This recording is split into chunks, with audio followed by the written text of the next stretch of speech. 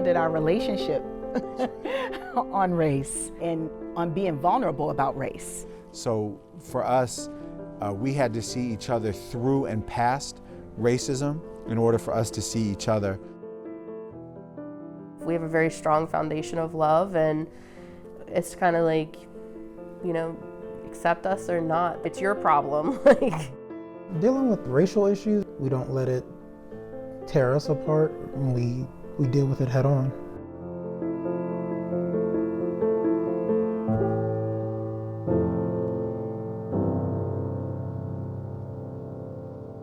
I'm Felicia Savage Friedman. I'm 57, from Pittsburgh, Pennsylvania, born and raised. And Martin and I have been married for 3 years.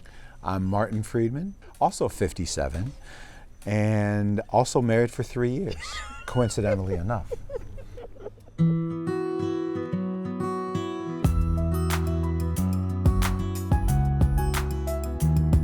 Martin's an extraordinary personality, and I saw that. A lot of other people saw that. A lot of other women saw that too. She brings an exuberance and a calmness sort of simultaneously.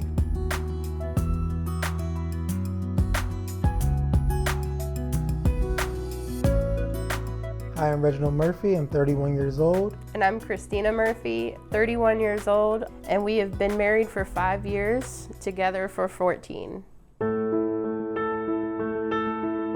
There was something about him that I was like drawn to. Like, he was just like a sweetheart, like very soft, very loving.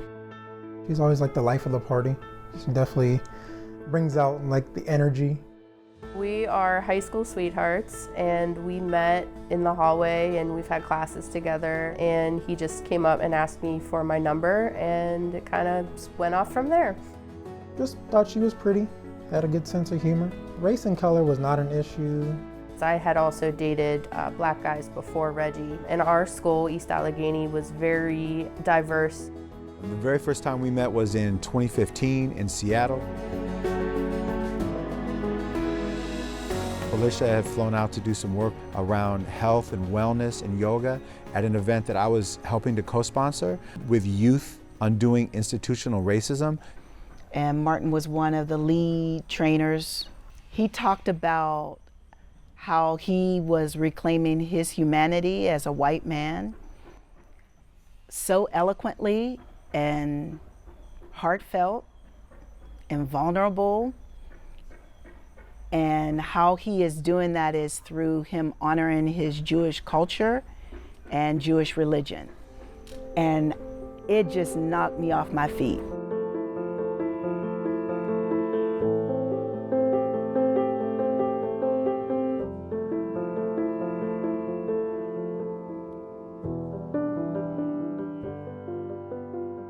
So we started dating in 2006, and I would say we did get some pushback from society in regards to the fact of us being an interracial couple. You know, just certain glares, and more so from like the older generation. I feel like our generation was more open to it. My family at the time was very accepting and open to it. All of my friends were accepting. I didn't have any pushback from them. Problems that we've had were probably more of the energy that we got from other people. When you stop at a rest stop in central Pennsylvania or in Ohio, that was off-putting, but we expect that though too, but it still hurts. From my side of the family, I think on the surface, you know, most people were pretty excited and happy. Actually, the strongest negative reaction I got was from other black women and other people of color who were in my network who did not approve of us being together. Now, I did have some level of resentment by the third or fourth time that I felt as though I had to tell our story to justify why we're together. And I'm like, you know, we are together. I'm not explaining anymore.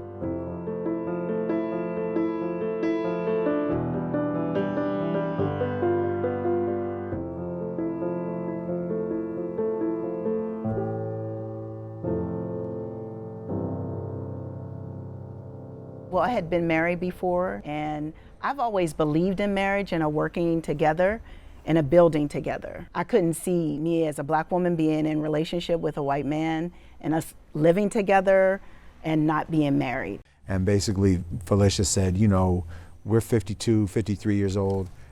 If we're gonna be together, we need to be married. And I was good with that. I'd actually always wanted to be married.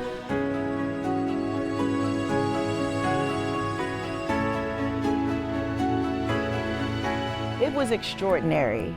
We had 100 people there who really supported our relationship.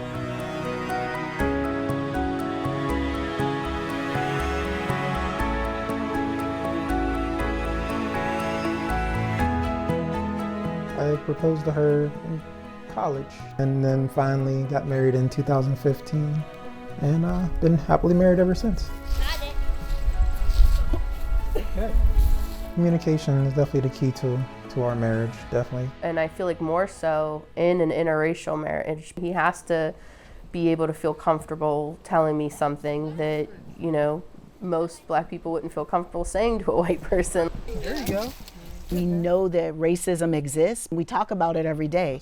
We both train on it every day. That's how we earn our living. But I think what's really special about us is that we are fully transparent. We have grounded everything in a commitment to growth and to return to our true humanity beyond all of the identities that society puts on us and the value of those identities. That would be gender, that would be race, that would be religion, that would be ethnicity.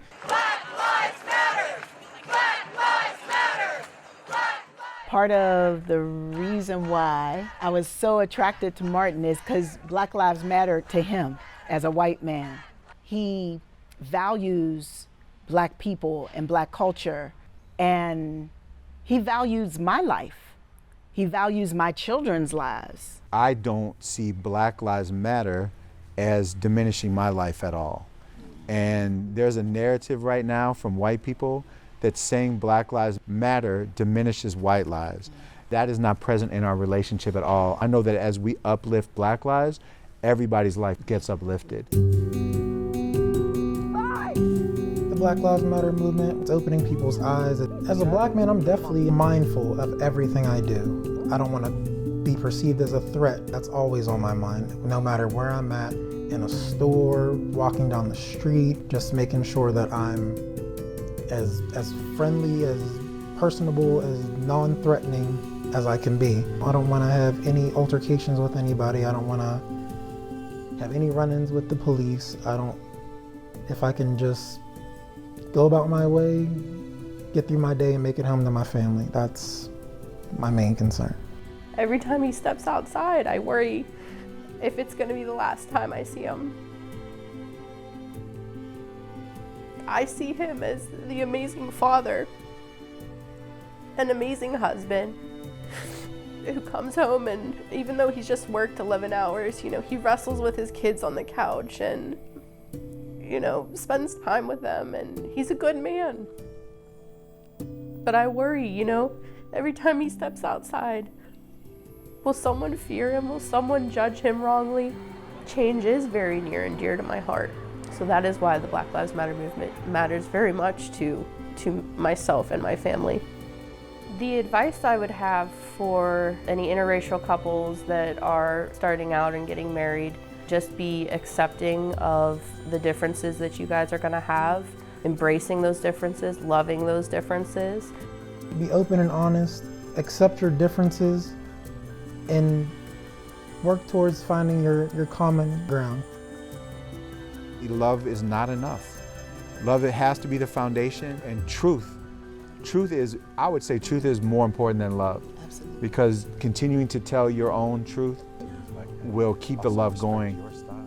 Speak your truth. Talk about race every day, because it's been the elephant in the room for so long. Not talking about it leads to the deterioration of relationships, and definitely race relationships. Maybe, should I sit on the front of it and you get inside to really recreate true life for us?